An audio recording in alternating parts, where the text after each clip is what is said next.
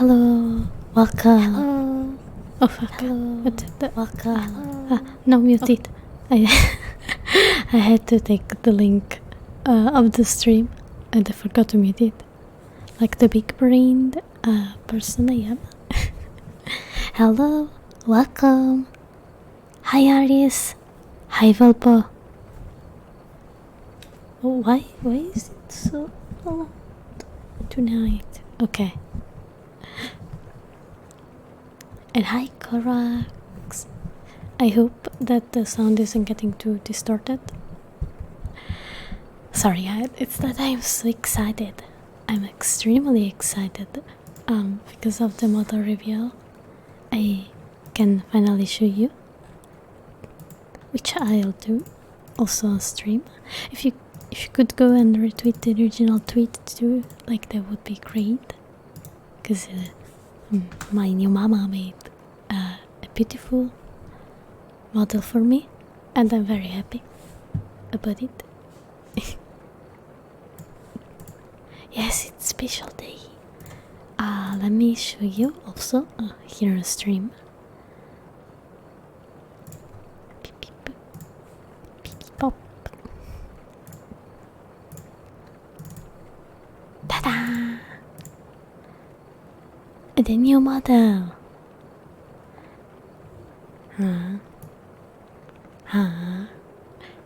Surprise! I have patiars now. They're a toggle. And yeah, so this is my new design. Do you guys like it? I hope you like it. Information: the girl was kind enough to threaten me, saying that the coin would end up at the border of the country. What? Damn, the girl at the post office wasn't that nice to you, huh, Maya? Also, hi, how are you? I'm so happy. Like, today is a beautiful day. I got to show you guys my new model, and I got a mail from Maya. And I am so happy. I really am. Also, your handwriting isn't that bad. Mine's bad too, so I guess we're in the same boat there with handwriting that aren't very easy to read. Sleeping get very comfy with these things. Yes. Okay, let me pop. Oh, also, let me show you it. I'll show you the actual higher resolution image. Okay, this will take a while. Probably. Yeah, it does. Okay. So we have wings. And look at my face, so beautiful. And then you go down and there are like the hands with black nails and the legs with mismatched socks. And then like these shoes. I can step on you with the new shoes. Pew pew. Hello next gen gamer, welcome. I'm doing great. Showing you guys my new model. And then there's like the other version. This one with the more bloody expression and body hairs. Look at it. Don't you wanna touch the body hairs? They're pretty. And then there's like a little bit of blood because I just fed.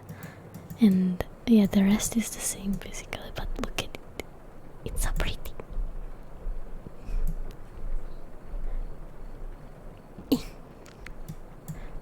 Mama, you did a great job. I'll shut her out.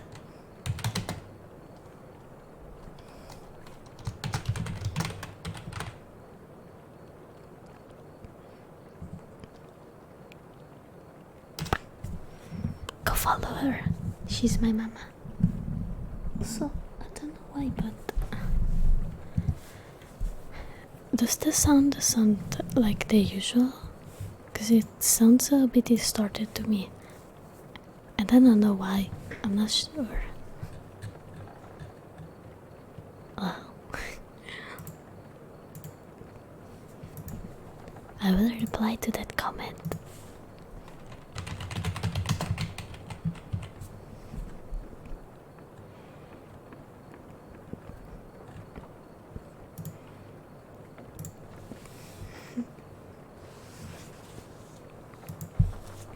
But yeah, I hope that you guys liked the new model as much as me.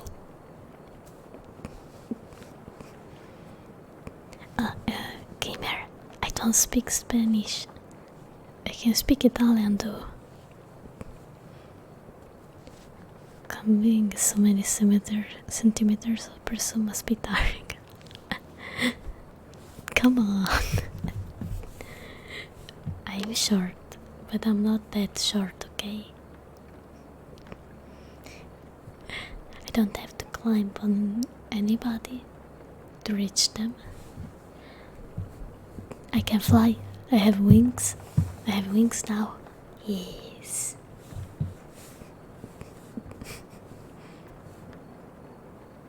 Oh, thank you, Maya. I guess that because it's kind of similar to Italian, but just like wanted to let them know that I don't speak Spanish at all. So if like they write something in Spanish and I don't understand, that's why.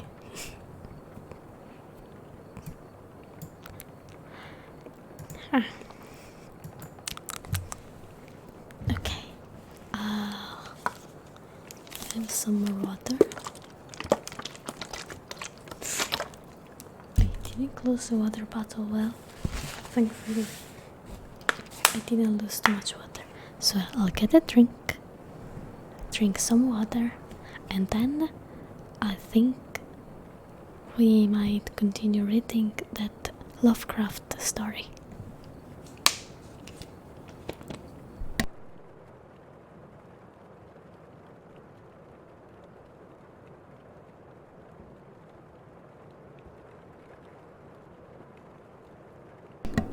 Oh, 4 languages?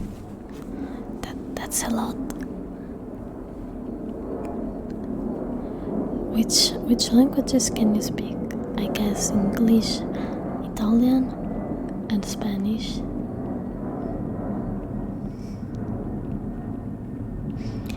I apologize for the aeroplane that's flying over my house. I wish I could do something about it, but I can't. That's beyond my capabilities and control. Zoom. Yes. English, Italian, Spanish, and Russian, and a little bit of German too. Oh, nice. I'll make a applause.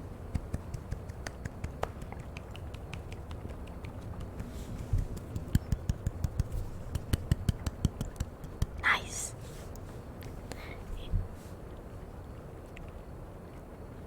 The new. Oh, wait.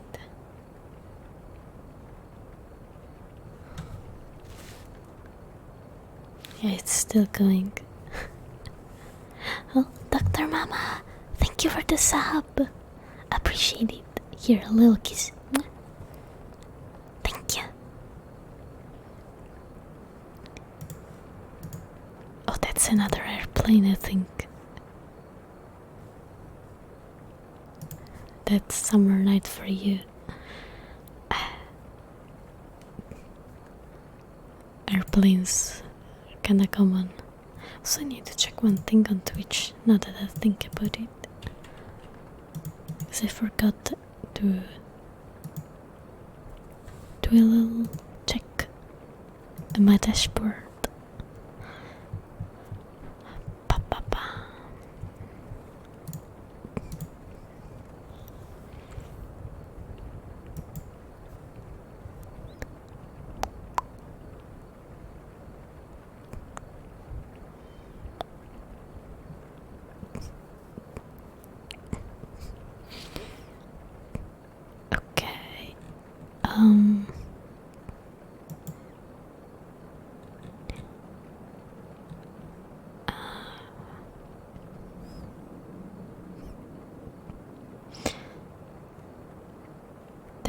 I have to wait 2 more weeks for withdrawing my money. That's kinda sad. I needed to pay for a few things. And here I thought I would have been paid in the middle of the month.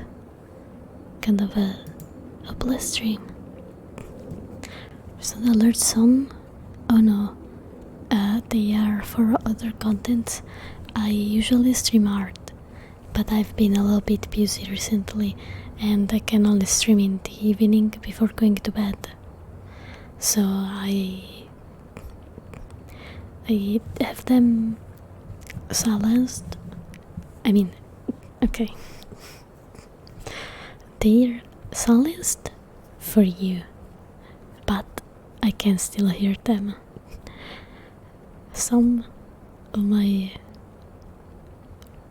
friends, they know that, and they redeem sounds alert when I don't expect them to during my ASMR streams to scare me, because I don't expect anybody to redeem a sound alert.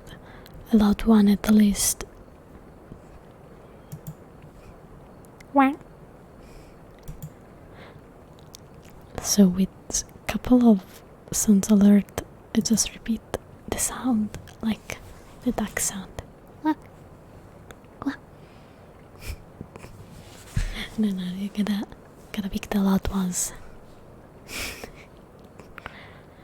Actually don't, because I don't want to cry because of a loud sound. Lord Starship, thank you for the follow. Welcome to the Vampire Gang. How are you? I got no points right now. Or no, Sage. It's okay, Volpo. I cry very easily, actually. Confess Corgi, thank you for the follow. Welcome to the Vampire Gang. I have to stretch.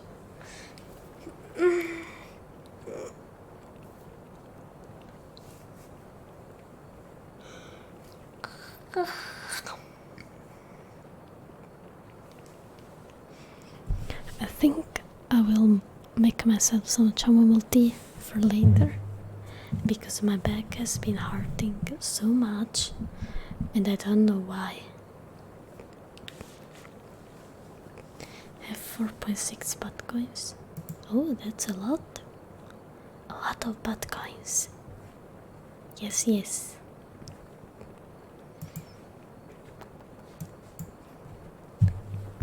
Okay, so shrimp position. Do you mean shrimp position?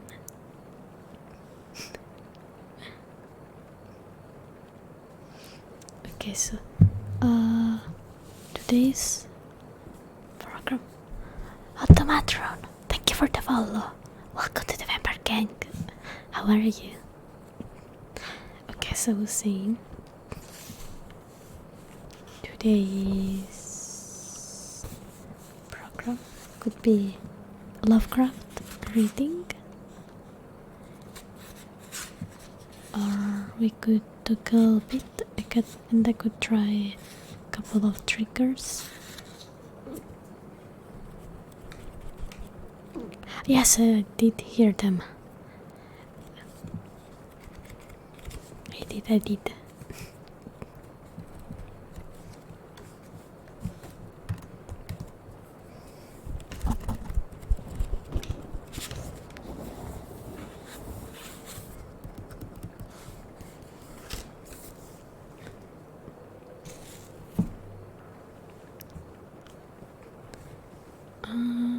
I was also thinking, do you guys like keyboard sounds? Because I could do some keyboard sounds if you like them. We could all write a story together. Peter, hello! When you finish live, I thought what kind of team I met here until my eyes crystallized from emotions after live years. For for saying this to say hello. Oh, it's okay, don't worry. That's very sweet though. I'm happy that I could help with, your sadness. If I can cheer you guys up, I'm very happy to do so. And you're always very welcome in my streams. I like microwave sounds. Can make some tea and heat it up with my microwave. Nino, hello, welcome. Oh, Volpa, you're not a picky man, I see. I got a little charm from my chocolate bunnies, and it does a little bit of noise.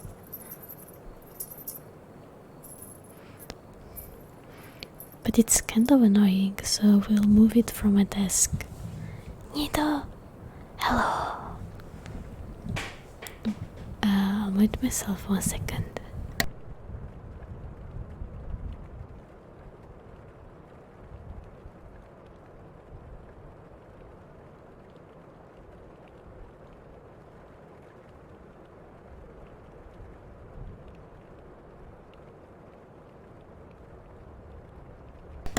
Here I am.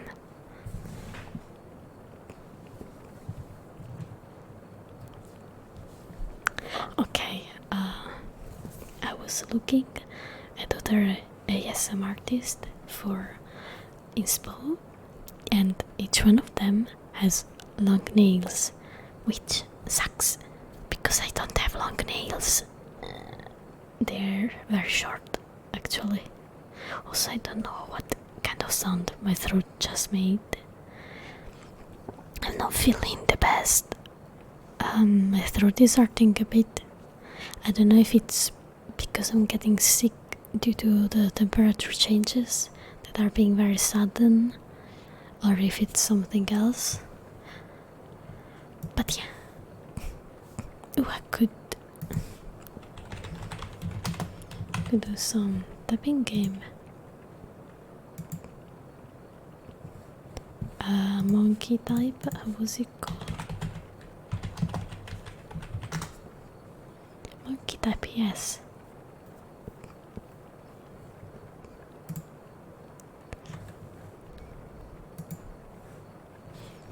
I will prove my writing.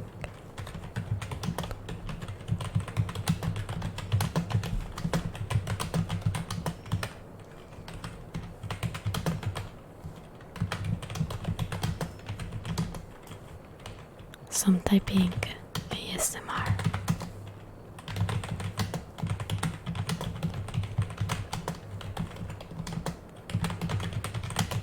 Imagine those ASMR artists.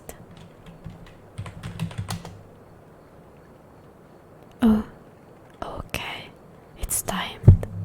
Oh. And here I thought it was like infinite. Dang.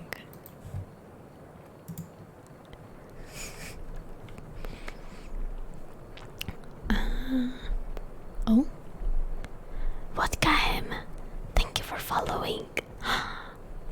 Guys, we reached 1,000 followers.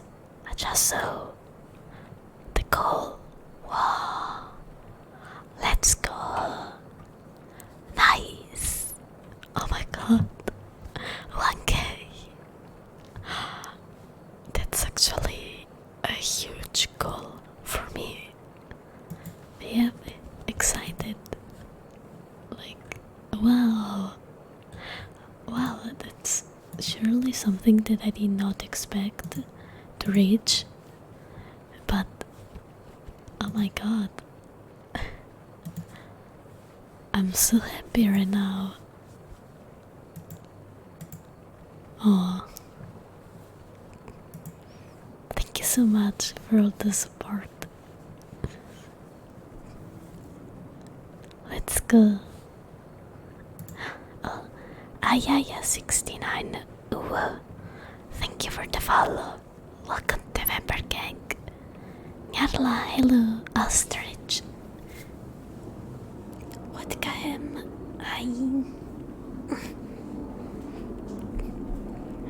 1K. Wow. Okay, we can see that we got the first objective.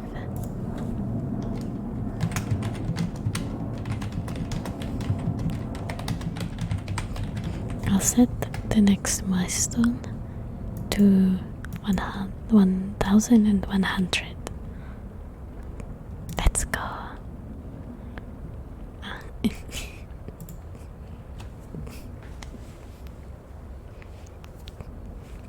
You know, I like to set small steps as an objective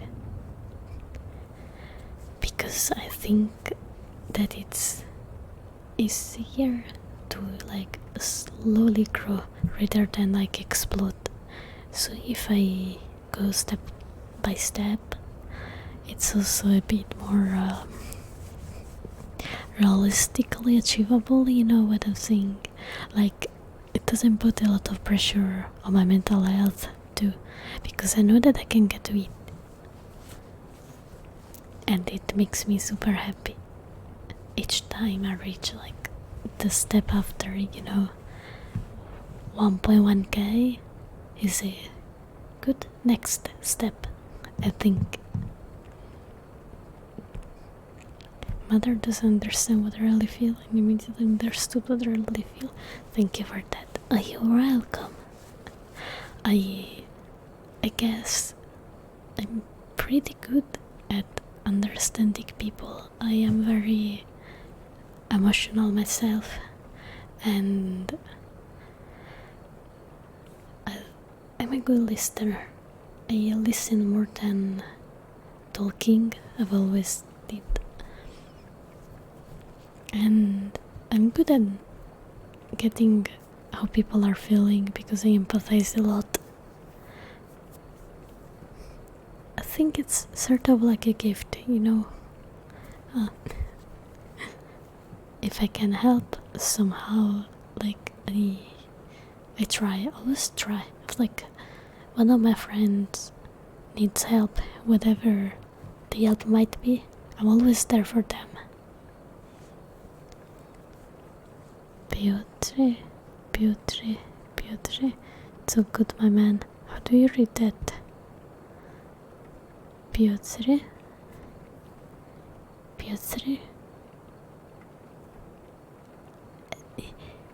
I cannot read that. I think I butchered that word. Oh, Piotr. Huh? That doesn't help. Damn. Oh, it's an A. Oh, is it still Peter?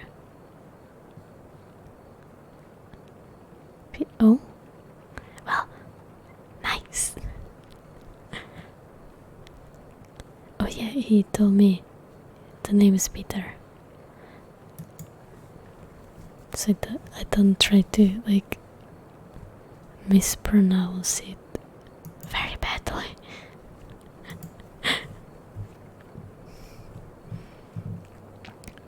Oh, it's a variation. In Italian, we have a couple of names with variations, like Michael. There's the classes Michael written in English. Then there's the one written Mikael, basically, which is slightly different spelling. And then we have Michael written as it is said in Italian, which is super weird to see, but I know someone that was called like that.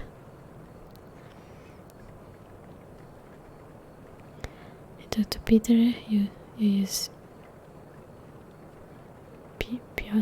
Pioche. Not there it is. I butchered it again. What?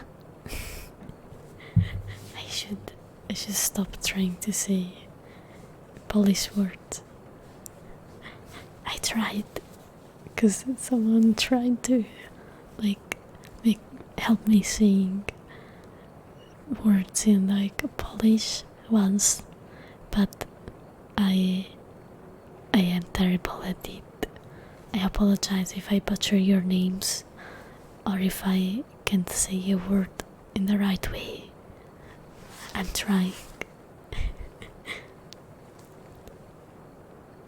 Hello, Wheeljack. Thank you for reminding me to take a sip. I'll take one small sip for you. Hello, Tama.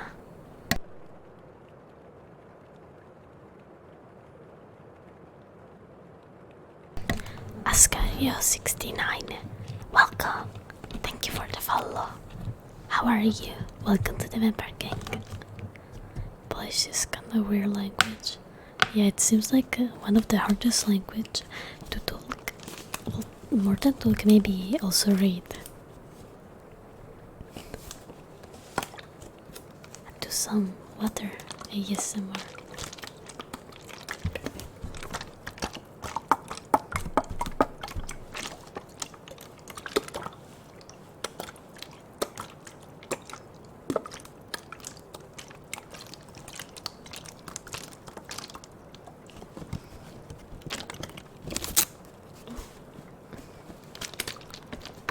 Because of that, we have it easier to learn simpler languages. Yes, that's a plus.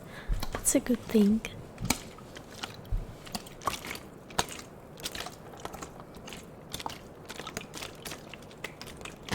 Actually, let me put some soft rain sounds, which was requested to me last time.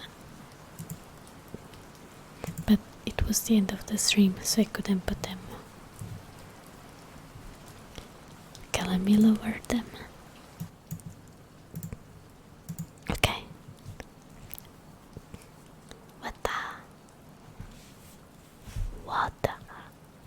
What? Water.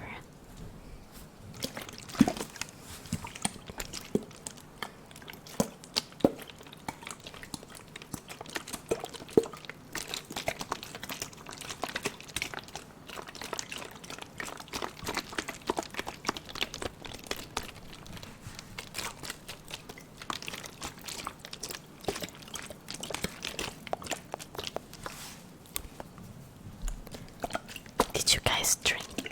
Did you guys stay hydrated today? Please make sure that you drink enough water.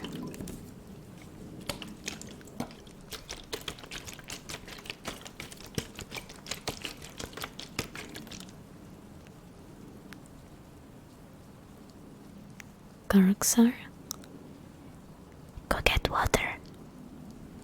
Right now. Right now. Go. Go. Go get it. Go get the water.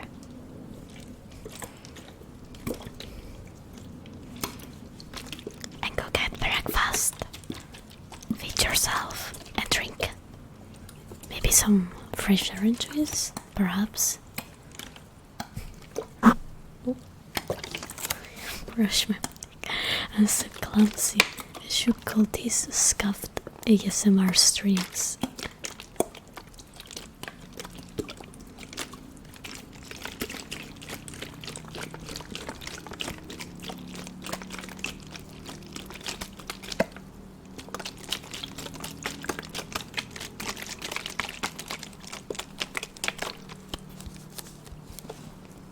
This with the rice milk. Nice. My sister found some like milk, vegan milk, that tastes exactly like cow milk, and I love it. I don't know with which cereals it is made, but it's great. It's amazing. I want more. I can't drink a lot of milk or eat a lot of cheese because I have high cholesterol by default. So I have to pay attention to what I eat. Can't use a lot of salt either. So I'm used to like not put too much salt on my food. It's genetic, unfortunately. My dad also has. Oh, sorry. My dad also has the same problem.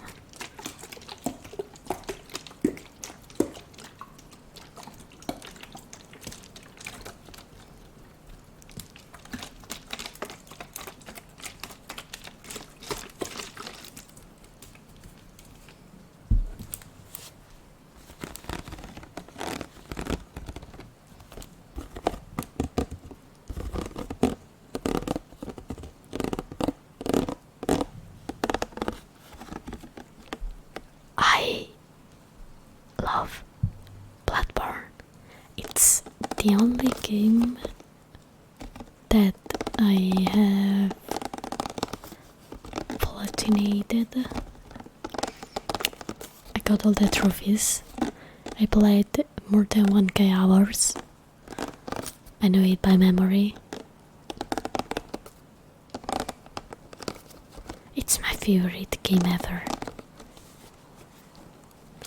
You say the magical words. You say Bloodborne. I turned to write after English after 7 years. Finish high school. Sometimes I work. Sometimes I work with a translator. Oh, it's okay. It's okay, Peter. Speaking English after you haven't practiced it in a while, it can be challenging. But I can still understand you, which is the most important part, I think. And you can still practice. The more you speak, the more you get better at it. It all comes with practice. Monster Mike, hello. Welcome. How are you? Just Chill 6. Thank you for following. Welcome to the Vampire Gang. How are you? Archie, hello. Welcome. Do you like the sound my battle makes? It has a very weird shape.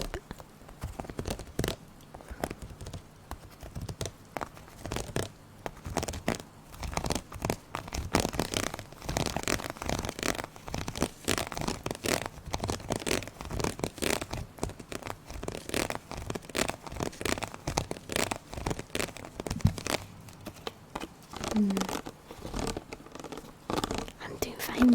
Thank you for asking. Just finished watching Capcom showcasing and felt excited and exhausted.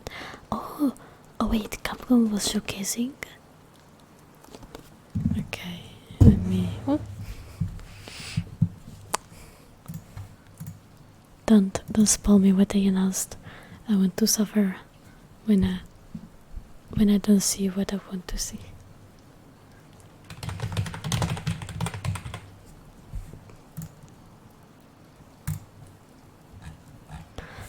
Okay.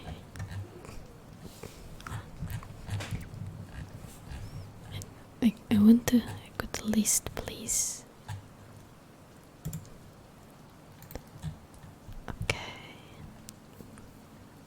Okay, there it is. Okay, Sunbreak. Okay. Don't really care. Rise was kinda shitty. Too easy.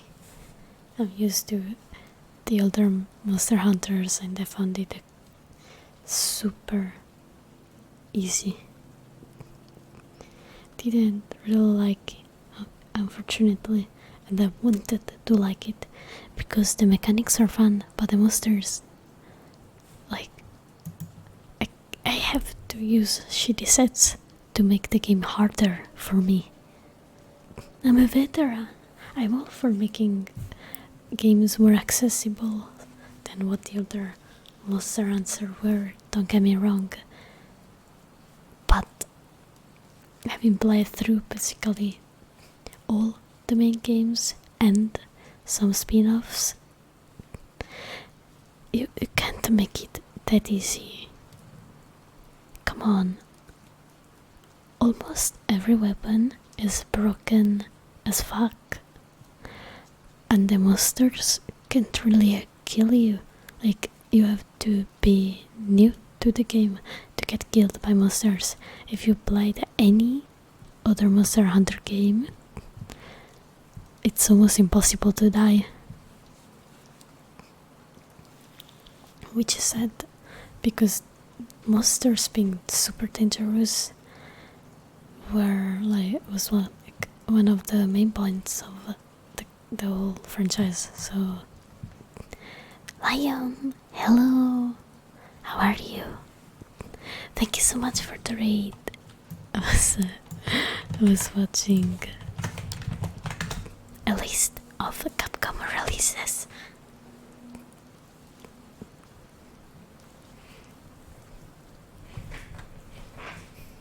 Well, I'll watch the most important parts tomorrow. Friday the young PL stream starts to practice English. Oh, nice. That's a great way to practice. Can't be played if you have it on PC. Mike, I've already beat it. Like, the whole game. It need to do side quests, but they're very boring. Because I have to kill the little critters and find materials, but I already have my set fully upgraded, my weapon fully upgraded. I defeated all the available monsters. I've played it through the game twice, once on the Switch when it came out, and then when it came out on PC again, because I was hoping, like, I didn't finish it on Switch because I had no one to play with, so I got bored and it didn't run that well. So I got it on PC, I played it with my boyfriend, and I did everything basically. I made one of my friends buy Word, so at least I can worry about dying. We have to do some. We need to do Safijiva with him, and we need also to farm with a couple of monsters, farm the lands, and then we need to do both Fatalis and the other one, Elatron. Yes. Word is just more fun, I'll be honest, because it's harder.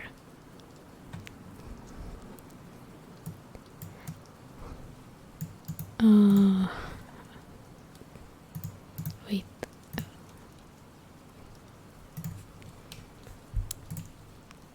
Was it that?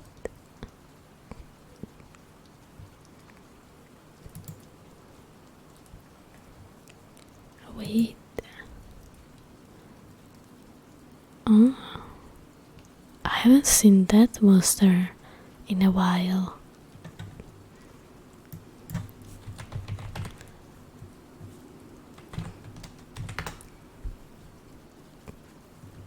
I hope. Oh yeah, right. They announced the Seregius. I would probably buy the DLC just for Seregius, but I don't think I'll buy it when it comes out, because I want to see if they upped the difficulty with G rank before purchasing it, because I don't want to play through an easy G rank, you know. Oh, 5 Jack, thank you for the follow. Welcome to the Vampire Gang. Oh, and thank you, Mike. It's happened a little faster than what I imagined, Like, I didn't think I would finish the reveal in a couple of hours.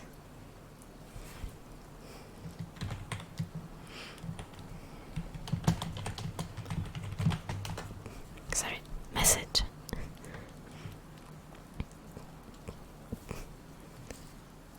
Oh, is it? Is it your birthday, Volpo? Are you the birthday boy? Sent you a message to you on Discord, DMs on Discord. Yeah, I already replied, Thunder, don't worry.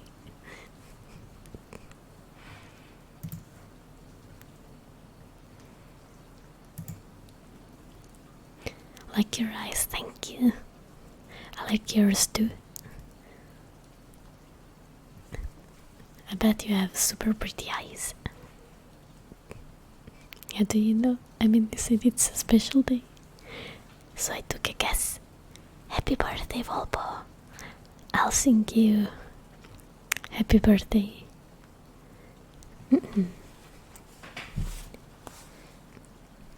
Happy birthday to you. Happy birthday to you. Happy birthday to Volpo. Happy birthday to you. Happy birthday, Volpo. Happy birthday. Everybody wish happy birthday to Volpo. Oh, yeah, no, they're beautiful. I have bluish, grayish eyes IRL.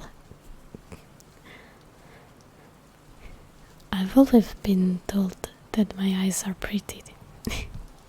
I like them. It's one of the few things that I like about myself. I wouldn't change my eyes. Hey, Volpo, happy birthday. Make a wish and blow your candles out, the ones on the cake.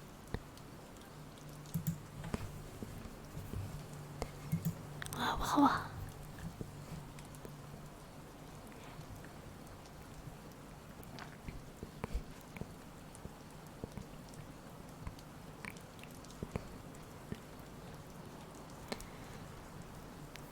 Okay, Street Fighter. Exoprimal? Was it the game with dinosaurs? Can I be a dinosaur? I want to be a dinosaur. Oh, you fight the dinosaurs. Okay. Okay, I remember what it is.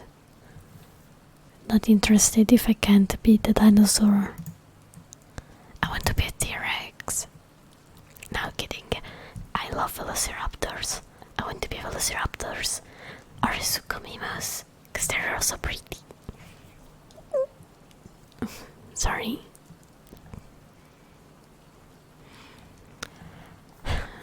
Okay. Resident Evil Village. Is the DLC? Oh, yeah, the remake of Resident Evil 4. I hope it's as good as the remake of the second one, but the remake of Resident Evil 3 was kinda shitty. So I'm trying to keep my expectations down.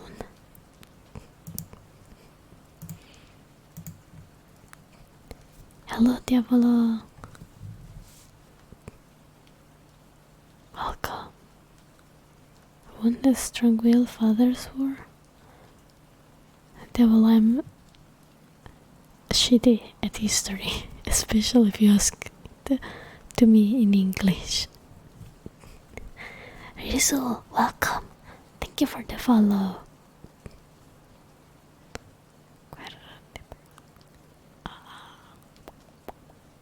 I won't Google it because I'm not cheating.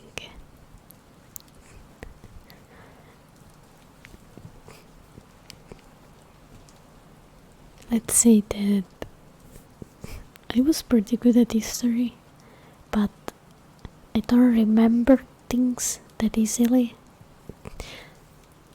unless they like stick with me for whatever reasons. Like, I can remember all the most useless facts about something and not the important things. That's how my brain works.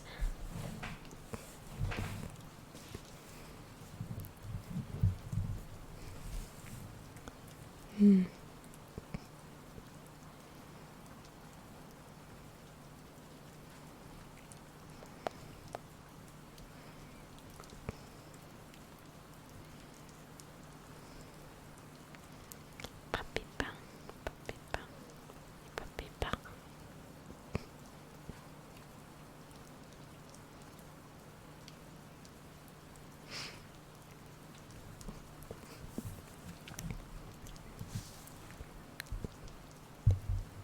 Miss Monroe? You mean Marilyn Monroe? Wait. You're saying that I have a voice similar to her? Because if so, that's like such a huge compliment right now. She was such a great lady, and I have a lot of respect for her. That's like one of the biggest compliments you could make to me, actually. She was so pretty. Oh, that makes me happy hearing that. Nice. Happy that you grabbed some water. And welcome back.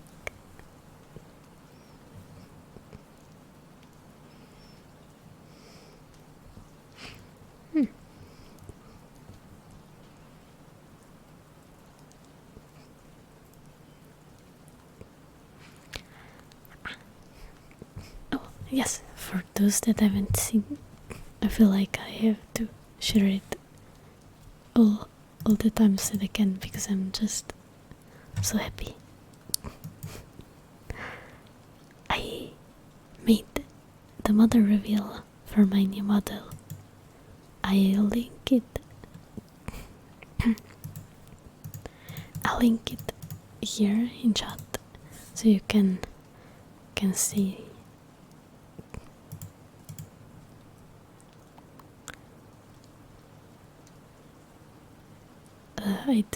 I don't know the baby.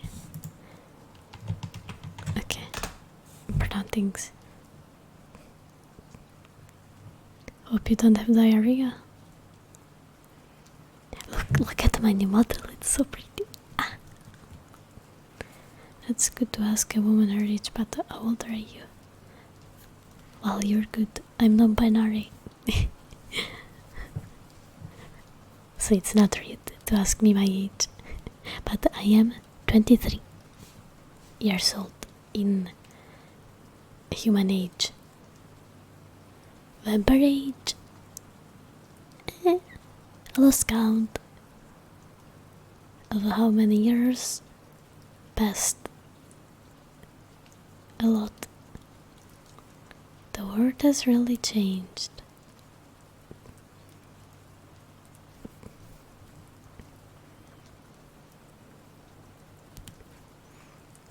My heart melting now. Oh no.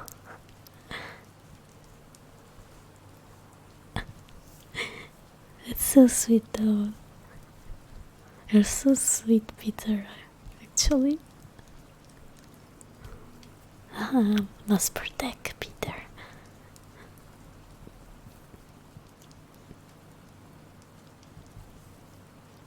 Is everyone 23? I guess people fucked a lot in 1998.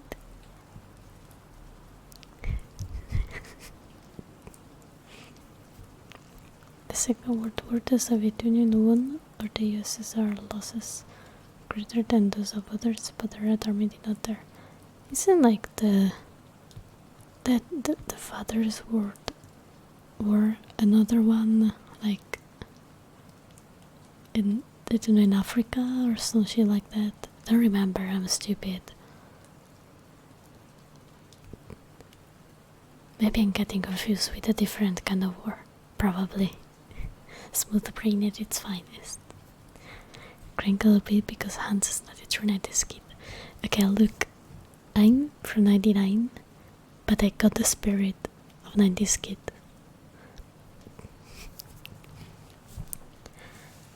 Because I got a lot of used stuff from like other people that had kids. So I grew up with 90s toys. Hello Kanan, welcome. And Mugen Boy, thank you for the follow. Welcome to the Vampire Gang.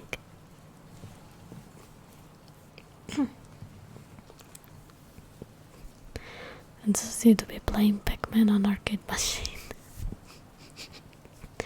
I played it actually at the convention. They had like arcade machines and there was Pac-Man, but there was like in Milan there was, I don't know if it's still there, but there was like a small arcade place that had Metal Slug, and every time I went to Milan with my friends, we went there to play Metal Slug together on the arcade machine.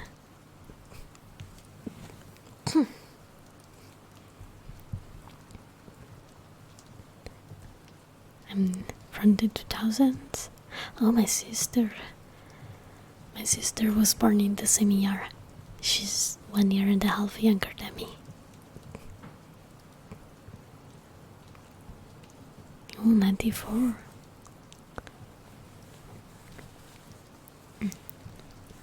Someone poetry of mine and them crying. Oh no, don't cry. Reach 1K followers. Yes, Nino. We reached it like I think 20 minutes ago. 10, probably 10. I got a notification live. I'm so happy. Yeah. It was the best. I had no friends. Said honestly, me too. Like I had a couple of friends, and most of them, I lost them.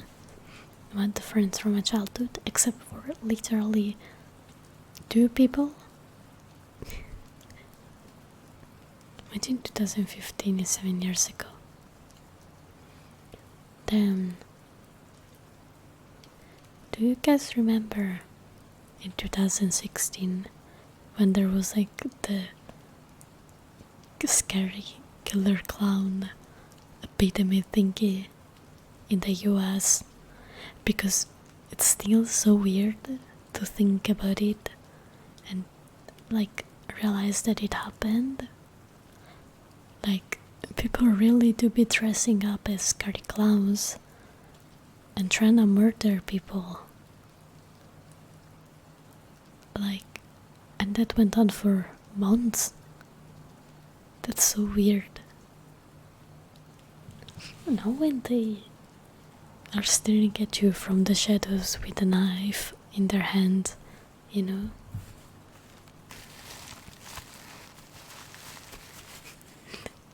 I would want one of those clowns to get close to me, you know? Like, stay as far as you can. I ain't messing with you, dog. You know? I'm too scared. I chased them. Wait, really? Bro, Giga Chad, right there. You really chased scary clowns? No, I want the full story right now. I need to hear it, cause that sounds so fun.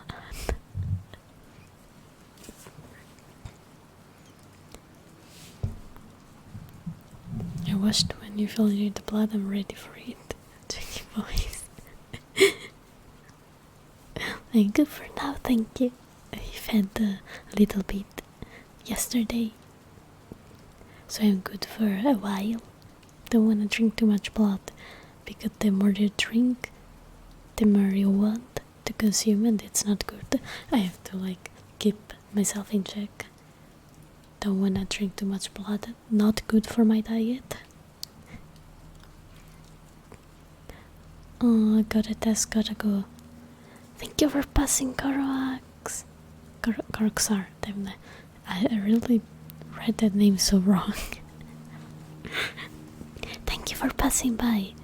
I hope you'll be having fun for the rest of the day. Bye bye, Koro. Hello, kids. See you. Where is the sleep story? I was waiting for people to come so I can read you all the beautiful story. You know, making sure that everybody's here.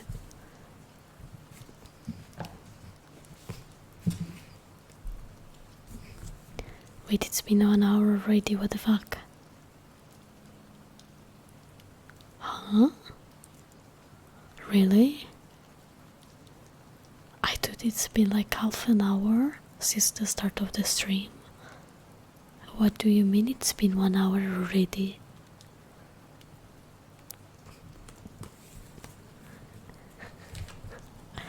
Bro, I feel so stupid. I really thought it was just half an hour, and then I see the time.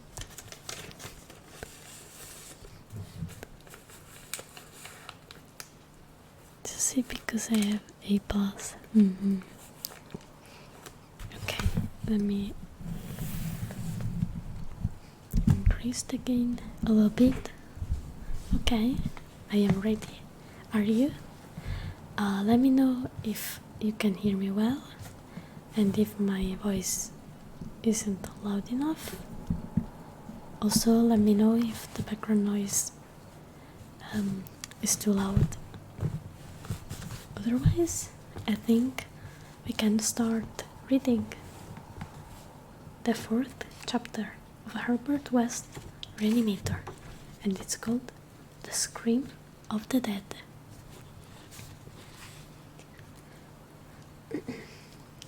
The scream of a dead man gave to me that acute and dogged horror of Dr. Herbert West, which harassed the latter years of our companionship. It is natural that such a thing as a dead man's scream should give horror, for it is obviously not a pleasing or ordinary occurrence, but I was used to similar experiences. Hence, suffered on this occasion only because of a particular circumstance, and, as I have implied, it was not of the dead man himself that I became afraid.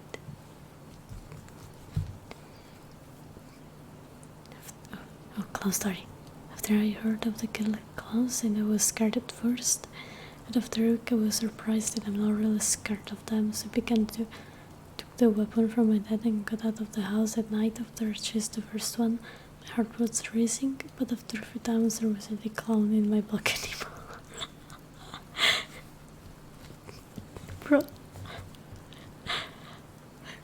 Chica Chat. Chica Chat. That's all I have to say about you. I have balls of steel, and you freed your neighborhood of the scary clowns too. Damn, that's a good achievement. Ah yes, go get your headphones so you can sit more comfortably and lay in bed. You'll get a blanket and a plushie if you want to hug something, cause the story is getting nasty. Herbert West, whose associate and assistant I was, possessed a scientific interest far beyond the usual routine of a village physician. That was why, when establishing his practice in Malton, he had chosen an isolated house near the Potter's Field. Briefly and brutally stated, West's sole absorbing interest was a secret study of the phenomena of life and its cessation, leading toward the reanimation of the dead through injections of an excitant solution.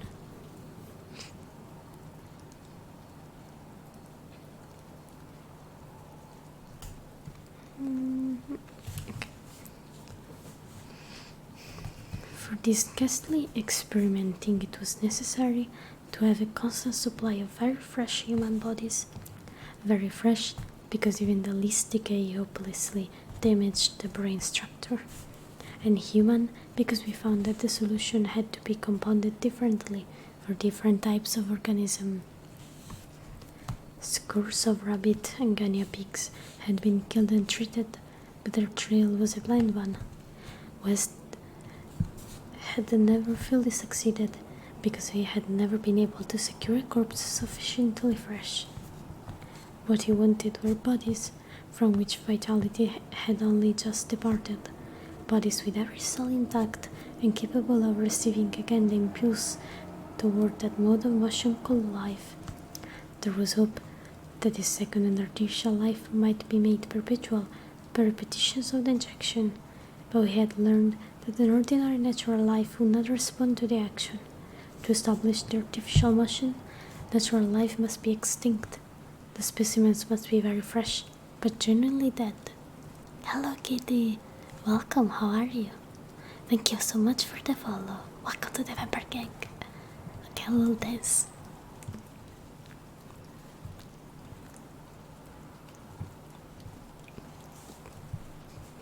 It's when I yawn sort because of software voice. No, it's not. It's not funny at all. That's normal.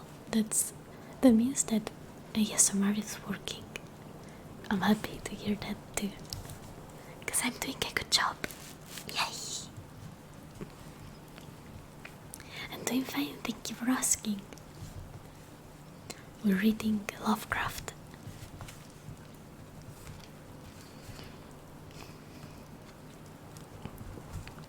The awesome quest had begun when Wes and I were students at the Miskatonic University Medical School in Arkham, vividly conscious for the first time of the thoroughly mechanical nature of life. That was 7 years before, but Wes looked scarcely a day older now. He was small, blonde, clean-shaved, soft-voiced, and spectacled, with only an occasional flash of a cold blue eye to tell the hardening, growing fanaticism of his character under the pressure of his terrible investigations. Our experiences had often been hideous in the extreme, the results of the defective reanimation, when lump of graveyard clay had been galvanized into morbid, unnatural, and brainless motion by various modifications of the vital solution. Hi Asta, welcome, how are you? Yeah, I heard, didn't see the showcase, but I've been told I'll look at like the trailer and demo tomorrow, but I don't think I'll buy it as soon as it comes out because I've actually been let down by Rise quite a bit. I expected it to be more challenging and it kind of like content, so I'll see how it performs when it actually comes out and then see if it's worth buying, because at this point I expect it to be at least as big as Iceborne was, otherwise I won't get it. Oh, hello Yurichi, let me drink 1 second. Also welcome.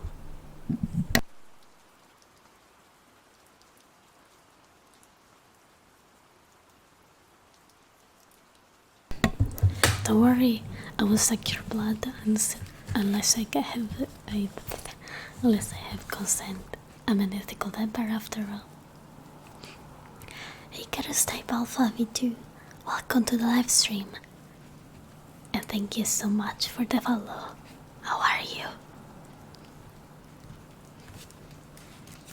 Things fine here a bit safe for you. Gonna still by hunting. It's fine here too, I'm just a bit stressed. I think I won't go over 2 hours today because I want to draw a little bit before going to bed. Doing fine, thank you for asking. Success generations almost so bigger than Iceborne. Nice, that's good to know. That's very good to know. Your eyes so pretty. Thank you so much.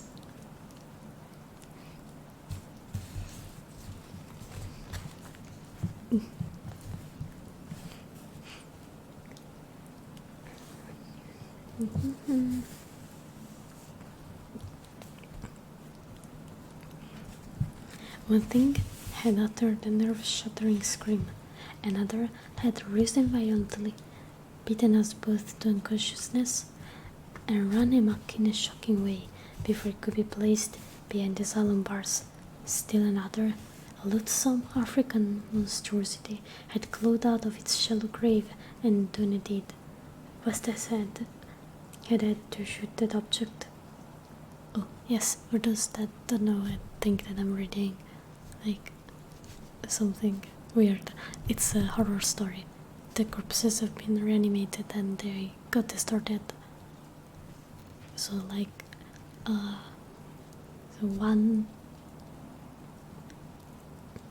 first one ran away, the second one got captured and kept in asylum, and the third one got shot again when it rose from the dead. Just a bit of context. Hello, Zero Shot. How are you? Our Hanzo and this person is Hamza. Say hi to Hamza. Hello, Hamza.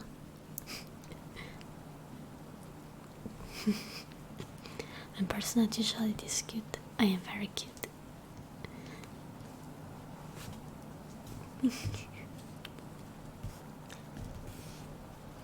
We could not get bodies fresh enough to show any trace of reason when reanimated, so had perforce created nameless horrors.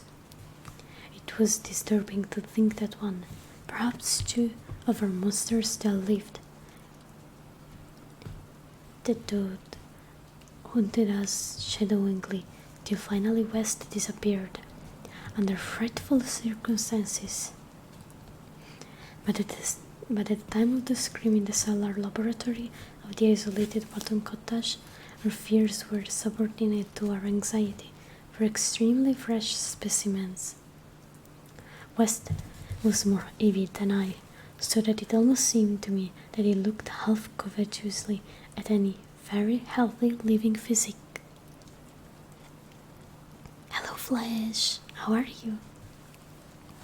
It was in July 1910 that the bad luck regarding specimens began to turn. I had been on a long visit to my parents in Illinois, and upon my return found West in a state of singular elation. He had, he told me excitedly, in all likelihood solved the problem of a freshness through an approach from an entirely new angle, that of artificial preservation. I had known that he was working on a new and highly unusual embalming compound, and was not surprised that it had turned out well. But until he explained the details, I was rather puzzled as to how such a compound could help in our work, since the objectionable staleness of the specimens was largely due to delay occurring before we secured them. Oh, Kira! Hello! Thank you for the raid! Hi! Let me shout you out. Welcome. How was your stream, Kira? Past it 184. Thank you so much for the follow. Welcome to the Vampire Gang. How are you? Let me introduce myself. Hi, I'm Hanzo, a vampire queen, and tonight we are reading some more Lovecraft. We're reading Herbert West, Reanimator. We are at chapter 4 of the story. Also, sorry for my phone trembling, someone's probably retweeting my post. Yep, it's notifications for the reveal. Michael Togo. Oh no, they're not killing doggos. They're killing humans. Well, they're already dead. In their defense, they're trying to bring them back to life. I'm going to be cute, don't you think? Oh, no, you're cute. I was trying to kill a doggo. Oh shit! I thought we were talking about the story. For 1 second.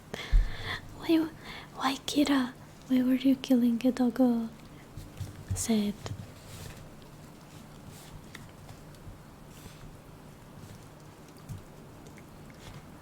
This Minasu West had clearly recognized creating his embalming compound for future rather than immediate use, and trusting to fate to supply again some very recent and unburied corpse, as it had years before when we obtained the African killed in the bottom prize fight.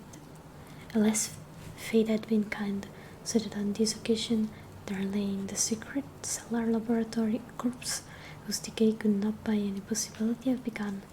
What would happen on reanimation, and whether we could hope for a revival of mind and reason, West did not venture to predict. The experiment would be a landmark in our studies, and he had saved the new body from a return, so that both might share the spectacle in a custom fashion. It's passing from Azul. Oh, did you beat it in the end, or did you get close to at least? Listen to the story 100%, to be honest, just hear tingly whispers in a fancy accent. Hope they still have it to sleep. That's the important part.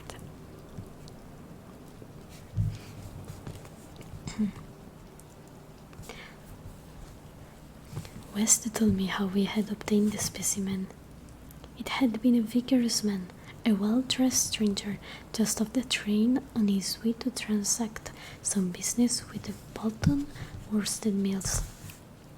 The walk through the town had been long, and by the time the traveller paused at our cottage to ask the way to the factories, his heart had become greatly overtaxed. He had refused the stimulant and had suddenly dropped dead only a moment later. The body, as might be expected, seemed to West a heaven-sent gift. In his brief conversation, the stranger had made it clear that he was unknown in Bolton, and the search of his pockets subsequently revealed him to be one Robert Levitt of St. Louis, apparently without a family to make instant inquiries about his disappearance. If this man could not be restored to life, no one would know of our experiment. We buried our materials in a strip of wood between the house and the potter's field. If, on the other hand, he could be restored, our fame would be brilliantly and perpetually established.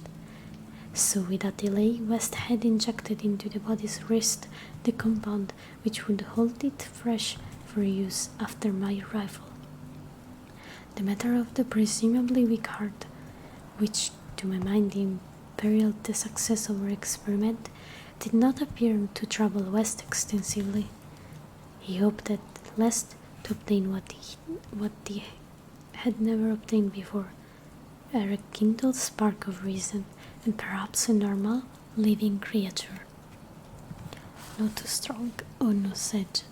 You'll do it the next time, Kira, I'm sure.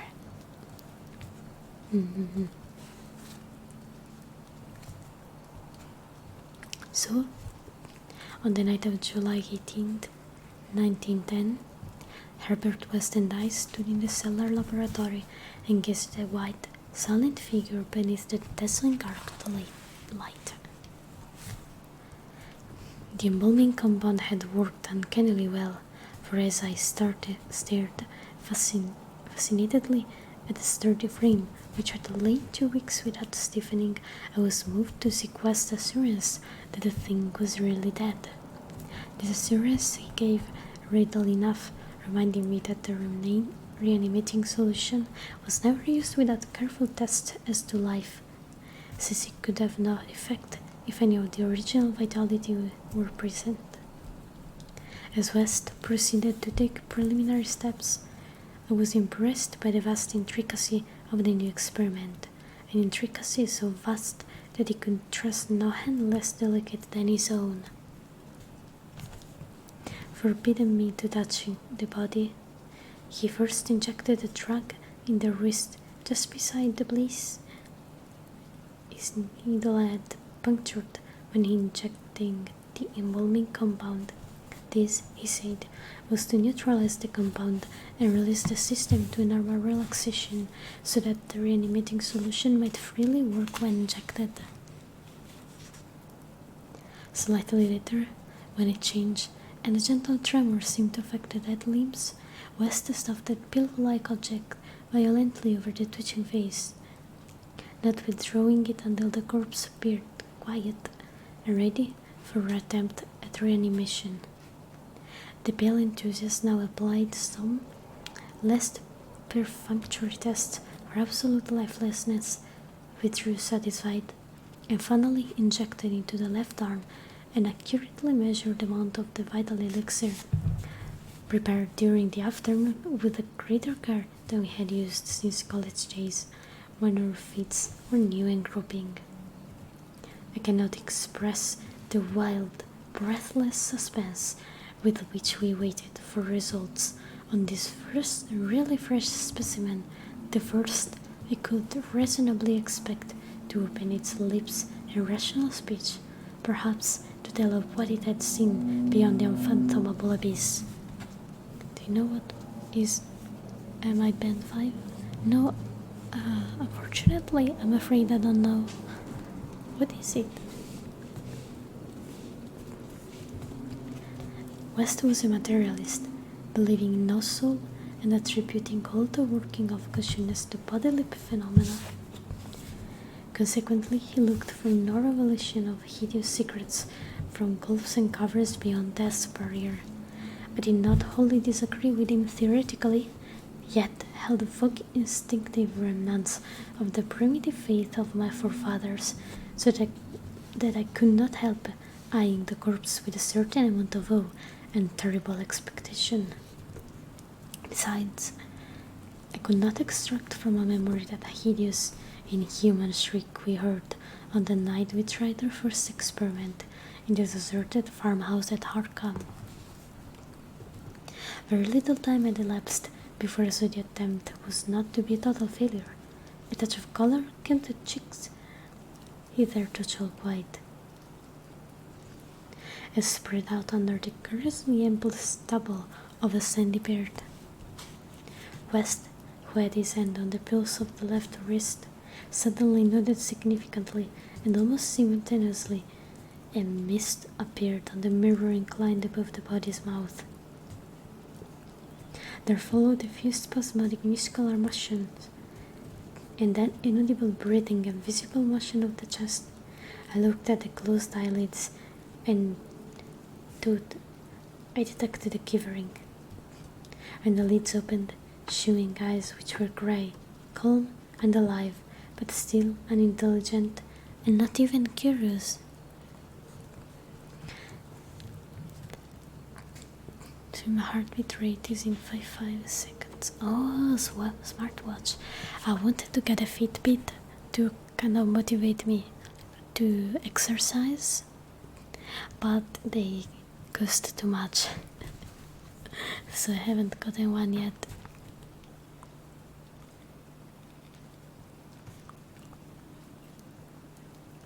$55 in a major. Yeah, that makes more sense. Clive out the thingy, welcome. I'm doing fine, thank you for asking. How are you? We're reading tonight.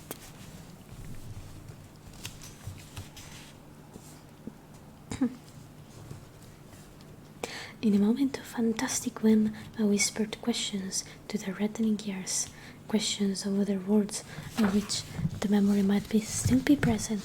Subsequent terror drove them from my mind, but I think the last one, which I repeated, was, "Where have you been?"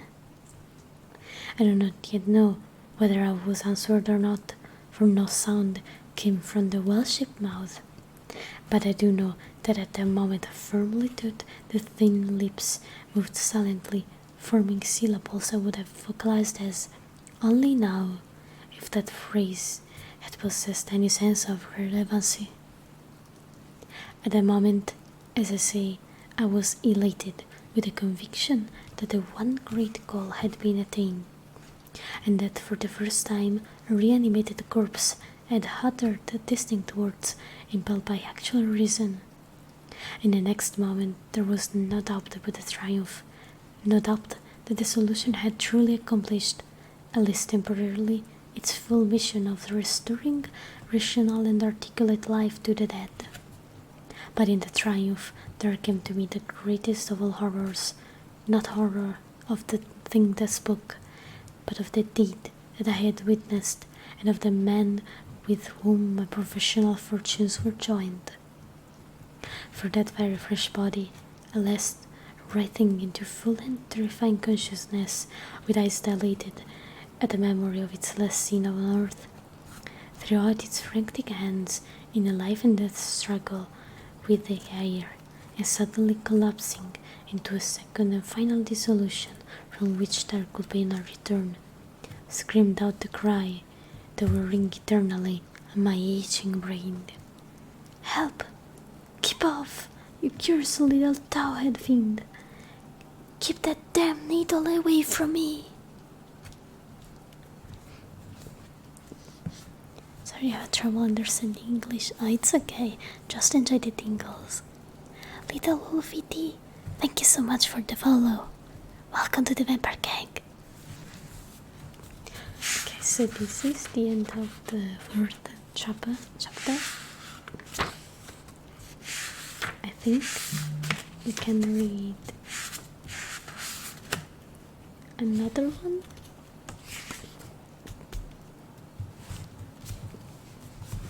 Chapter 5, The Horror from the Shadows. Many men have related hideous things not mentioned in print, which happened on the battlefields of the Great War. Some of these things have made me faint, others have confused me with devastating nausea, while still others have made me tremble and look behind me in the dark. Yet, despite the worst of them, I believe I can myself relate the most hideous thing of all, the shocking, the unnatural, the unbelievable horror from the shadow. In 1915, I was a physician with the rank of first lieutenant in a Canadian regiment in Flanders, one of many Americans to precede the government itself into the gigantic struggle. I had not entered the army on my own initiative, but rather as a natural result of the enlistment of the man whose indispensable assistant I was, the celebrated Boston surgical specialist, Dr. Herbert West. Dr. West had been avid for a chance to serve as surgeon in the Great War, and when the chance had come, he carried me with him almost against my will. There were reasons why I would have been glad to let the war separate us, reasons why I found the practice of medicine and the companionship of West more and more irritating. But when he had gone to Ottawa and through a colleague's influence secured a medical commission as mayor, I could not resist the imperious persuasion of one determined that I should accompany him in my usual capacity. When I say that Dr. West was avid to serve in battle, I do not mean to imply that he was either naturally warlike or anxious for the safety of civilization. Always a nice cold intellectual machine, slight, blonde, blue-eyed, and spectacled, I think he secretly sneered at my occasional martial enthusiasm and censures of sapient neutrality. There was, however, something he wanted in military exterior. Not something he wanted in Battle of Flanders. And in order to secure it, he had to assume a military exterior. What he wanted was not the thing which many persons want, but something connected with a peculiar branch of medical science which he had chosen quite clandestinely to follow, and in which he had achieved amazing and occasionally hideous results.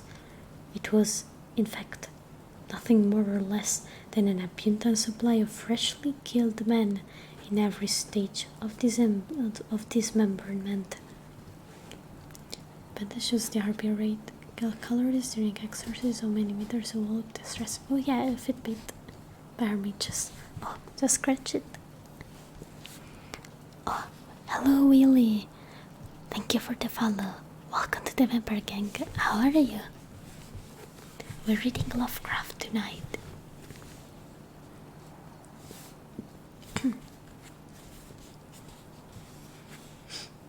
Okay. There it is. Herbert West needed fresh bodies because his life work was the reanimation of the dead. This work was not known to the fashionable clientele who had so swiftly built up his fame after his arrival in Boston, but was only too well known to me, who had been his closest friend and sole assistant since the old days in Miskatonic University Medical School at Harcum. It was in those college days that he had begun these terrible experiments, first on small animals and then on human bodies, shockingly obtained. There was a solution which he injected into the veins of dead things, and if they were fresh enough, they responded in strange ways. He has had much trouble discovering the proper formula for each type of organism was found to need a stimulus especially adapted to it. Milky Cat, thank you for the follow. Welcome to the Vampire Gang. How are you? Can scratch it's kinda hard. Oh, then scratch a different part of your body and think that it's your arm. It might work. I have to blow my nose. 1 second.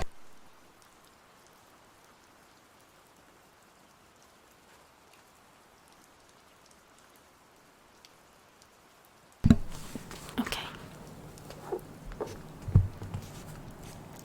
Terror stalked him when he reflected on his partial failures. Nameless thing resulting from imperfect solutions or from bodies insufficiently fresh. A certain number of these failures had remained alive. One was in asylum, while others had vanished. And as he thought of conceivable yet virtually impossible eventualities, he often shivered beneath his usual solidity. West had soon learned that absolute freshness was the prime requisite for useful specimens, and had accordingly restored to frightful and unnatural expedients in body snatching.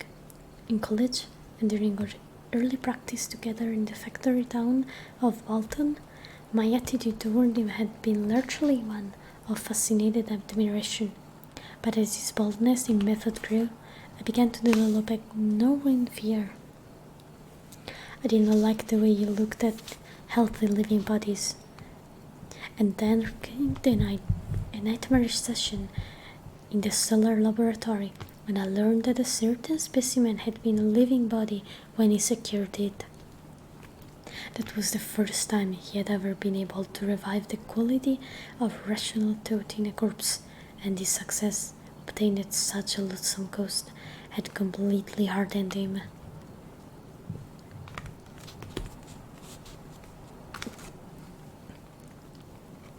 Of his method in the intervening 5 years, I dare not speak.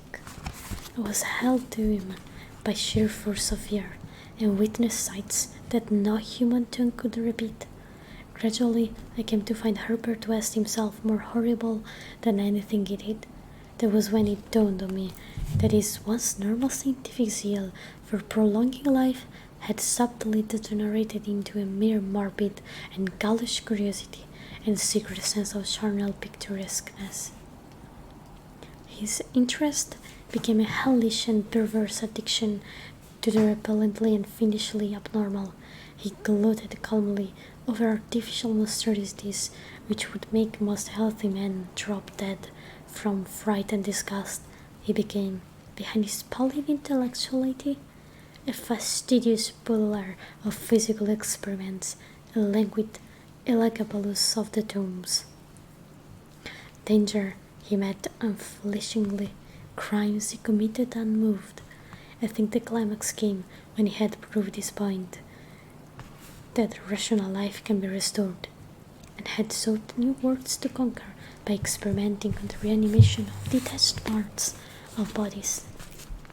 He had wild and original ideas on the independent vital properties of organic cells and nerve tissue separated from natural physiological systems, and achieved some hideous preliminary results in the form of nerve-dying, artificially nourished tissue obtained from the nearly hatched eggs of an indescribable tropical reptile. 2 biological points he was exceedingly anxious to settle. First, whether any amount of consciousness and rational action be possible without the brain, proceeding from the spinal cord and various nerve centers. And second, whether any kind of eternal, intangible relation distinct from the material cells may exist to link the surgically separated parts of what has previously been a single living organism. All this research work required a prodigious supply of freshly slaughtered human flesh, and that was why Herbert West had entered the Great War. The phantasmal, unimaginable thing occurred one midnight late in March 1915 in a field hospital behind the lines at St. Eloi. I wonder even now if it could have been other than a demonic dream of delirium. West had a private laboratory in an east room of the barn-like temporary edifice, assigned him on his plea that he was devising new and radical methods for the treatment of hitherto hopeless cases of maiming. There he worked like a butcher, in the midst of his gory wares. I could never get used to the levity with which he handled and classified certain things. At times he actually did perform marvelous surgery for the soldiers, but his chief delights were on a less public and philanthropic kind, requiring many explanations of sounds which seemed peculiar even amidst that babel of the damned. Among these sounds were frequent revolver shots, surely not uncommon on the battlefield, but distinctly uncommon in a hospital. Dr. West's reanimated specimens were not meant for long existence or large audience. Besides human tissue, West employed much of the reptile embryo tissue which he had cultivated with such singular results. It was better than human material for maintaining life in organless fragments, and that was now my friend's chief activity. In a dark corner of the laboratory, over a carefully incubating burner, he kept a large covered vat full of this reptilian cell matter, which multiplied and grew puffily and hideously. Hello, Scaraboof! There are sus intentions. There are no sus intentions here. We are all chilling. You guys need some sleep, because I'm sure your sleep schedule is worse than mine, or as bad as it, at least. And I am trying my best to make you fall asleep. Tonight we're reading Lovecraft. On the night of which I speak, we had a splendid new specimen, a man at once physically powerful and of such high mentality that the sensitive nervous system was assured. It was rather ironic, for he was the officer who had helped West to his commission and who was now to have been our associate. Moreover, he had in the past secretly studied the theory of reanimation to some extent under West. Major Sir Eric Moreland Clapham Lee, DSO, was the greatest surgeon in our division, and had been initially assigned to the St. Louis sector. When news of the heavy fighting reached headquarters, he had come in an aeroplane piloted by the intrepid Lieutenant Ronald Hill, only to be shot down when directly over his destination. Fall had been spectacular and awful. Hill was unrecognizable afterward, but the wreck yielded up the great surgeon in an nearly decapitated but otherwise intact condition. West had greatly seized the lifeless thing which had once been his friend and fellow scholar, and shuddered when he finished severing the head, placed it in his hellish vast of pulpy reptile tissue to preserve it for future experiments, and proceeded to treat the decapitated body on the operating table. He injected new blood, joined certain veins, arteries, and nerves at the headless neck, and closed the ghastly aperture with engrafted skin from an unidentified specimen which had borne an officer's uniform. I knew what he wanted, to see if this highly organized body could exhibit, without its head, any of the signs of mental life which had distinguished Sir Eric Moreland Clapham Lee.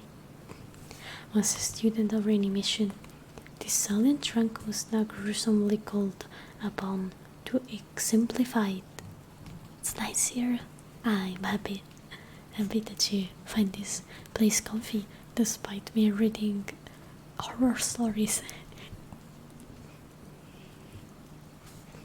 The specimen, as West repeatedly observed, had a splendid nervous system.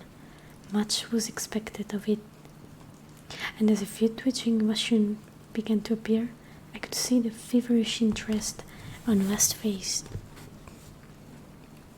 He was ready, I think, to see proof of his increasingly strong opinion that consciousness, reason, and personality can exist independently of the brain. That man has no central connective spirit, but is merely a machine of nervous matter, each section more or less completing itself. In one triumphant demonstration, West was able to relegate the mystery of life to the category of myth.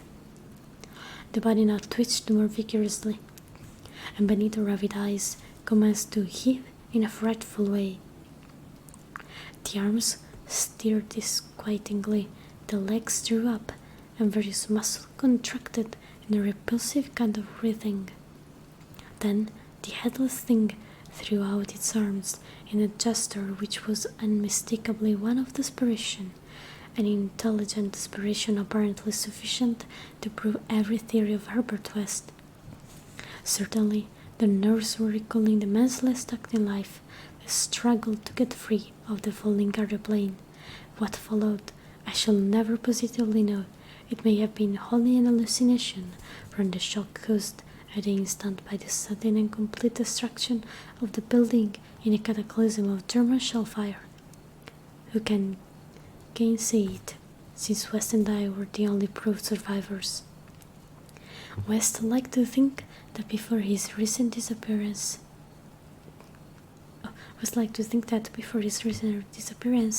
but there were times when he could not, for it was queer that we both had the same hallucination. The hideous occurrence itself was very simple, notable only for what it is implied. The body on the table had risen with a blind and terrible groping, and we had heard a sound. I should not call that sound a voice, for it was too awful, and yet its timbre was not the most awful thing about it. Neither was its message. It had merely screamed, "Jump, Ronald, for God's sake, jump!" The awful thing was its source, for it had come from the large covered vat in the ghoulish corner of crawling black shadows. And we're at the last chapter now. Chapter 6, The Tomb Legends. Redk3K, welcome! How are you? Thank you so much for following. We're reading Lovecraft. Let me get some water.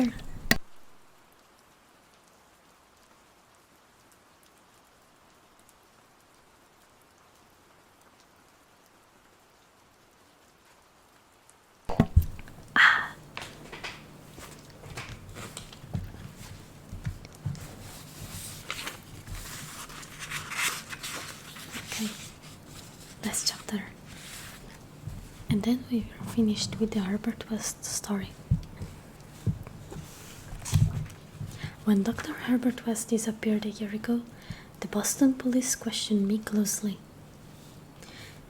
They suspected that I was holding something back, and perhaps suspected graver things. But I could not tell them the truth, because they would not have believed it.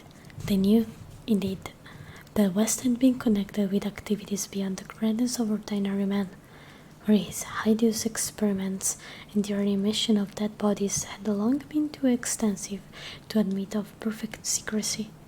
But the final soul-shattering catastrophe held elements of demoniac fantasy which make even me doubt the reality of what I saw. I was West's closest friend and only confidential assistant. We had met years before in medical school, and from the first I had shared his terrible researches. He had slowly tried to perfect a solution which, injected into the veins of the newly deceased, would restore life.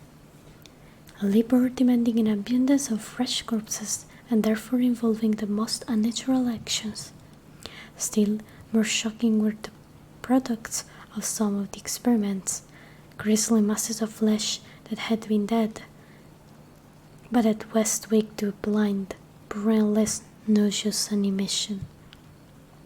These were the usual results, for in order to reawaken the mind it was necessary to have specimens so absolutely fresh that no decay could possibly affect the delicate brain cells.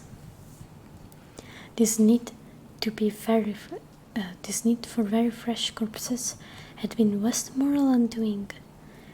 They were hard to get, and one awful day he had secured his specimen while it was still alive and vigorous. A struggle, a needle, and a powerful alkaloid had transformed it to a very fresh corpse, and the experiment had succeeded for a brief and memorable moment, but West had emerged with a soul calloused and seared, and a hardened eye which sometimes glanced with a kind of hideous and calculating appraisal at a man of a specially sensitive brain and a specially vigorous physique. Toward the last, I became acutely afraid of West, for he began to look at me that way. People did not seem to notice his glances, but they noticed my fear, and after his disappearance, used that as a basis for some absurd suspicions. West, in reality, was more afraid than I, for his abominable pursuits enthralled the life of furtiveness and dread of every shadow. Partly it was the police he feared, but sometimes his nervousness was deeper and more nebulous, touching on certain indescribable things into which he had injected a morbid life and from which he had not seen the life depart. He usually finished his experiments with a revolver, but a few times he had not been quick enough. There was that first specimen on whose rifled grave marks of glowing were later seen. There was also the Arkham professor's body, which had done cannibal things before it had been captured and thrust unidentified into a madhouse cell at Sefton, where it beat the walls for 16 years. Most of the other possibly surviving results were things less easy to speak of, for in later years West's scientific zeal had degenerated to an unhealthy and fantastic mania, and he had spent his chief skills in vitalizing not entire human bodies, but isolated parts of bodies, of parts joined to organic matter to the human, other than human. It had become fiendishly disturbing by the time he had disappeared. Many of the experiments could not even be hinted at in print. the Great War, through which both of us served as surgeons, had intensified this side of West. Takeo 231, thank you for the follow. Welcome to the Weber gang, how are you? We're reading Lovecraft. And seeing that West's fear of his specimens was nebulous, I have in mind particularly its complex nature. Part of it came merely from knowing of the existence of such nameless monsters, while another part arose from apprehension of the bodily harm they might under certain circumstances do him. Their disappearance added horror to the situation. Of them all West knew the whereabouts of only one, the pitiful asylum thing. Then there was a more subtle fear, a very fantastic sensation resulting from a curious experiment in the Canadian Army in 1915. Resulting from a West, in the midst of a severe battle, had reanimated Major Sir Eric Morland Clapham Lee, DSO, a fellow physician who knew about his experiments and could have duplicated them. The head had been removed so that the possibilities of quasi-intelligent life in the trunk might be investigated. Just as the building was wiped out by German shell, there had been a success. The trunk had moved intelligently and, unbelievable to relate, we were both sickeningly sure that articulate sounds had come from the detached head as it lay in a shadowy corner of the laboratory. The shell had been merciful in a way, but West could never feel as certain as he wished that we two were the only survivors. He used to make shuddering conjectures about the possible actions of a headless physician with the power of reanimating the dead. West's quarters were in a venerable house of much elegance, overlooking one of the oldest spying grounds in Boston. He had chosen the place for purely symbolic and fantastically aesthetic reasons, since most of the interments were of the colonial period and therefore of little use to scientists seeking very fresh bodies.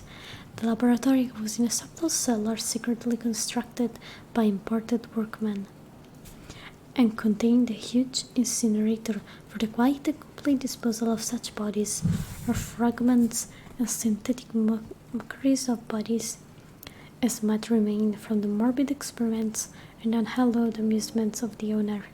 During the excavation of the cellar, the workmen had struck some exceedingly ancient masonry, undoubtedly connected with the old burying ground, yet far too deep to correspond with any known sepulchre therein. After a number of calculations, West decided that it represented some secret chamber beneath the tomb of the Averils, where the last interment had been made in 1768. I was with him when he studied the nitrous, dripping walls laid bare by the spades and mattocks of the men, and was prepared for the gruesome thrill which would attend the uncovering of centuries' grave secret. But for the first time, West knew timidly conquered his natural curiosity. And he had betrayed his degenerate fiber by ordering the masonry left intact and plastered over. Thus, it remained till that final hellish night, a part of the wall of the secret laboratory. I speak of West's decadence, but must note that it was a purely mental and intangible thing. Outwardly he was the same to the last, calm, cold, slight, and yellow-haired, with spectacled blue eyes and a general aspect of youth which years and fear seemed never to change. He seemed calm, even when he thought of that clothed grave and looked over his shoulder, even when he thought of the carnivorous thing that gnawed and pawed at Sefton bars. The end of Herbert West began one evening in our joint study. When he was dividing his curious glance between the newspaper and me, a strange headline item had struck at him from the crumpled pages, and a nameless titan claw had seemed to reach down through 16 years. Something fearsome and incredible had happened at Sefton Asylum 50 miles away, stunning the neighborhood, baffling the police. In the small hours of the morning, a body of silent men had entered the grounds, and their leader had aroused the attendants. He was a menacing military figure who talked without moving his lips, and whose voice seemed almost ventriloquially connected with an immense black gaze he carried. His expressionless face was handsome to the point of radiant beauty, but had shocked the superintendents when the whole light fell on it, for it was a wax face with eyes of a painted glass. Some nameless accident had befallen this man. A larger man guided his steps, a repellent hulk whose bluish face seemed half eaten away by some unknown malady. The speaker had asked for the custody of the cannibal monster committed from Arkham 16 years before, and upon being refused, gave a signal which precipitated a shocking riot. The fiends had beaten, trampled, and beaten every attendant who did not flee, killing 4 and finally succeeding in the liberation of the monster. Those victims who could recall the event without hysteria swore that the creatures had acted less like men than like unthinkable automata guided by the wax-faced leader. By the time help could be summoned, every trace of the men and of their mad charge had vanished. From the hour of reading this item until midnight, West sat almost paralyzed. At midnight the doorbell rang, startling him fearfully. All the servants were asleep in the attic, so I was answered the bell. As I have told the police, there was no wagon in the street, but only a group of strange-looking figures bearing a large square box, which they deposited in the hallway after one of them had grunted in a highly natural voice, "Express. Prepaid." They filed out of the house with a jerky tread, and as I watched them go, I had no idea that they were turning toward the ancient cemetery on which the back of the house abutted. When I slammed the door after them, West came downstairs and looked at the box. It was about 2 feet square and bore West's correct name and present address. It also bore the inscription, "From Eric Morland Clapham Lee, St. Eloise, Flanders." 6 years before, in Flanders, a shelled hospital had fallen upon the headless, reanimated trunk of Dr. Clapham Lee, and upon the detached head which, perhaps, had uttered articulate sounds. West was not even excited now. His condition was more ghastly. Quickly, he said, "It's the finish, but let's incinerate this." We carried the thing down to the laboratory, listening. I do not remember many particulars. You can imagine my state of mind, but it is a vicious lie to say it was Herbert West's body which I put into the incinerator. We both inserted the whole unopened wooden box, closed the door, and started the electricity, nor did any sound come from the box. After all, it was West who first noticed the falling plaster on the part of the wall where the ancient tomb masonry had been covered up. I was going to run, but he stopped me. Then I saw a small black aperture, felt a ghoulish wind of ice, and smelled the charnel bowels of a putrescent earth. There was no sound, but just then the electric light went out, and I saw outlined against some phosphorescence of the netherworld a horde of silent toiling things which only insanity, or worse, could create. Their outlines were human, semi-human, fractionally human, and not human at all. The horde was grotesquely heterogeneous. They were removing the stones quietly, one by one, from the centured wall, and then, as the breach became large enough, they came out into the laboratory in single file, led by a stalking thing with a beautiful head made of wax. A sort of mad-eyed monstrosity behind the leader seized on Herbert West. West did not resist or utter a sound. They then all sprang at him and tore him to pieces before my eyes, bearing the fragments away into the subterraneous vault of fabulous abominations. West's head was carried off by the wax-headed leader, who wore a Canadian officer's uniform. As he disappeared, I saw that the blue eyes behind the spectacles were hideously blazing with their first touch of frantic, visible emotion. Servants found me unconscious in the morning. West was gone. The incinerator contained only unidentifiable ashes. Detectives had me questioned. But what can I say?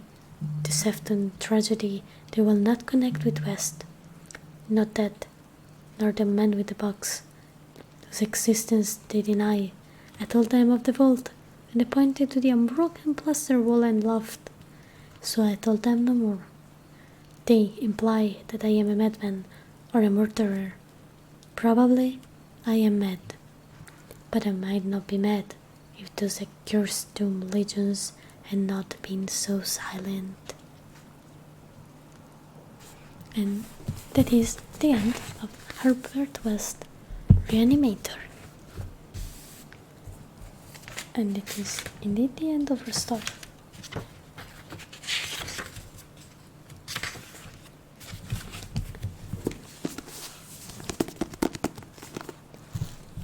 Not my favorite from Lovecraft, but still a good story to read.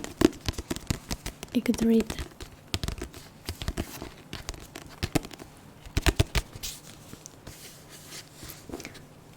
We actually have a lot more stories in this book. Some longer, some shorter. All of them well written, that is for sure. Huge fan of Lovecraft here after all. So, did you enjoy the story? The bedtime story? I hope so.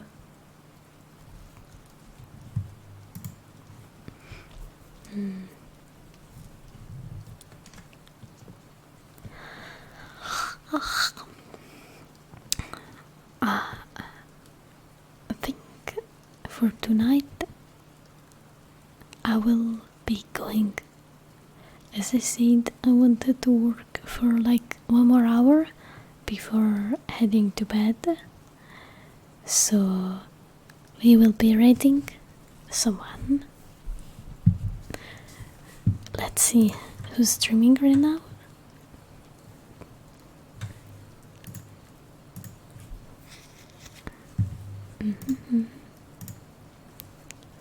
Well, thanks for the reading. I didn't say hi earlier because I didn't want to interrupt. Welcome, Deku. Okay, let's see if there's someone doing some ASMR with the VTuber tag.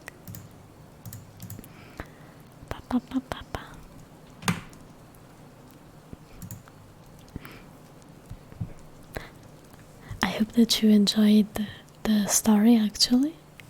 Pretty happy when it comes to reading Lovecraft to you guys. It's one of my favorite writers. Okay. I will drop you off to Miss JJ's stream because they're reading books as well.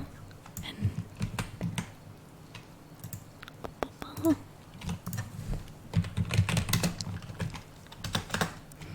okay, here is the red message that you can copy and paste. Here is a link to my Discord server if you wish to join. And here are my socials where you can follow me for funny memes and sometimes art when I get to draw things over myself. Thank you so much for being here tonight. And yeah, I'll head to work and then to bed. And I hope you guys will have a good sleep. Thank you so much for coming. Here, a little kiss for you. Mwah, mwah, mwah. Bye bye. I'll see you tomorrow with more ASMR, probably. I hope so. Thank you so much again. Good night and sleep well, guys. Bye.